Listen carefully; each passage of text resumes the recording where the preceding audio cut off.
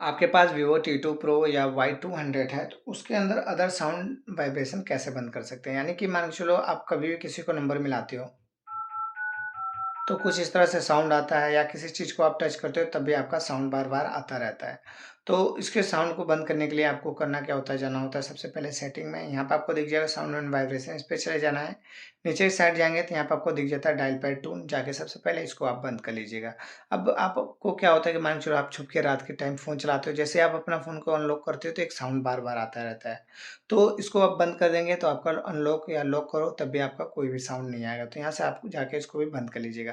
बाकी मेरे हिसाब से ये दिख रहा होगा चार्जिंग साउंड एंड वाइब्रेशन, तो इसको जाके सबसे पहले तो जाके इसको इनेबल कर लीजिएगा अगर आपका ये बंद होगा तो। इससे क्या फ़ायदा होता है, मान के चलो जैसे ही आपने चार्जिंग लगाई तो तुरंत इसका साउंड या वाइब्रेशन होने लगता है, जिसकी वज़ह से आपको पता चल जाता है कि हाँ, चार्जिंग से कनेक्टेड है।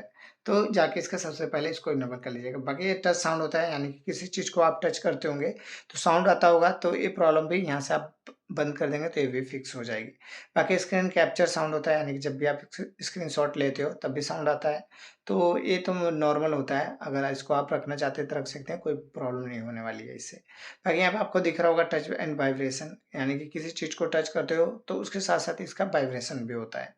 तो इसको आप बंद कर लीजिएगा। बाकी यहाँ पे आपको दिख रहा होगा vibration when the other party answer and hang up, तो जाके सबसे पहले इसको इनेबल कर लीजिएगा। इससे क्या होता है कि जब सामने वाला कॉल काटता है तब भी आपका फ़ोन वाइब्रेट करता है, या कॉल जब उठाता है तब भी आपका फ़ोन वाइब्रेट करता है। तो कुछ इस तरह से आप अपने फ़ोन में कर लीजिएगा। अगर वीडियो अच्छी लगेगी तो लाइक शेयर सब्सक्राइब कीजिएगा। मिलते हैं नेक्स्ट वीडियो में, तब तक के लिए बाय बाय।